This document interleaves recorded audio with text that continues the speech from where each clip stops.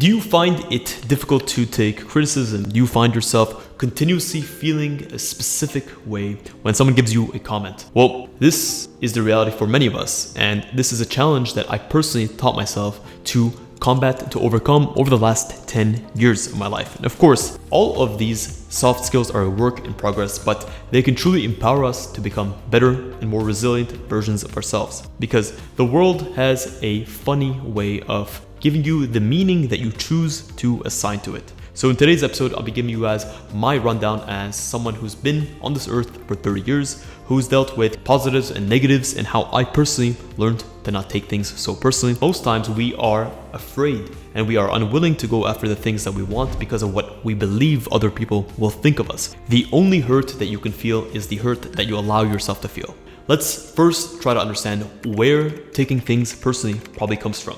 It comes from a variety of different places, and the first one is going to come from within. When we have a negative way of talking to ourselves, when we view ourselves in a specific way as not being enough or not being trustworthy, we tend to assign a negative sentiment to ourselves. Also, childhood trauma also plays a big part of it. If you had a nagging feeling of not feeling enough, or you had this feeling that there was something wrong with you, right? Understanding that gives you a lot of power, because by understanding where the subconscious layers of your reactions and the way that you look at things are actually occurring, you can look at them for what they are. If you're stressed, if you're tired, if you have had a consistent period of stress that is continuously racking up, this can make it much more difficult to be objective about a specific scenario. So this again gives you the power to understand that a momentary reaction does not necessarily dictate the way that you have to go through with your reaction for this specific thing. So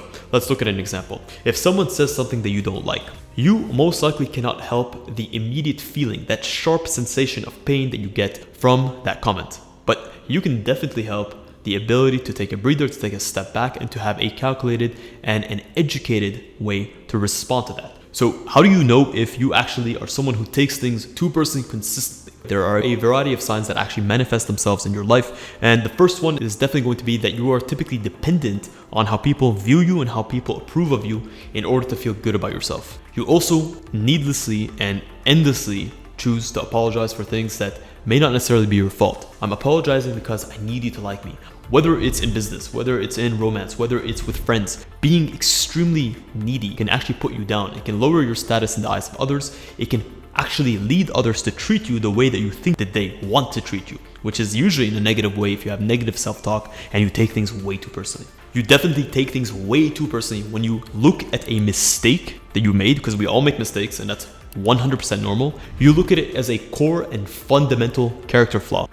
If you say, I'm late or I've been late, you're like, I'm just the kind of person who's late. I'm the kind of person who's so lazy. I'm the kind of person who just can't get his stuff together to be able to make it on time. So instead of just looking at these circumstances for what it is, you misjudge the time. You look at it as, no, I am the type of person that is late, and this is why this prophecy is being fulfilled. Have you ever been in that scenario where you're recapping a conversation and you're analyzing every single in and out of that conversation, and you're like, I should have done this, I should have done that? This is definitely a sign that you take things way too personally, and this overanalyzation of the process or how you should have set things leads you to repeat or actually outperform yourself in future conversations where you tend to get into your head, you tend to say the wrong things, and you can't really fully express yourself, and you cannot give 100% of your authentic being. So how do you actively become someone who takes things less personally? The number one way is the Stoic way, is understand fundamentally and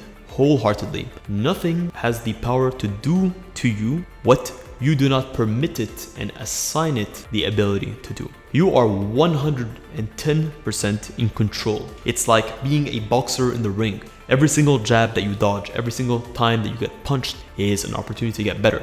In life, there is nothing that is either completely black or completely white. Usually, things are shades of gray. There are in between. Subjectivity is a way of life. and we can never truly understand what someone means. Just think of the game of Chinese whispers that you would have played as a kid, where you're all sitting in a circle and someone has something and then they whisper it to the person next to them. You started with the word telephone, and then all of a sudden you have Velociraptor as the final name or the final word that's being said. This is because things can be lost in translation. There's layers of understanding depending on their background, the way that they said it, the way that they're feeling that day, the tone that they used, how you interpret, how you were feeling that day. That actively comes down to how you interpret that piece of information. I also think it is essential to give yourself credit for the strengths and the positives that you actually do have. Start off with small wins. I've done a separate video in the past on what makes confidence, and in short, confidence is the ability to look yourself in the mirror and to know without a shadow of a doubt that the words coming out of your mouth will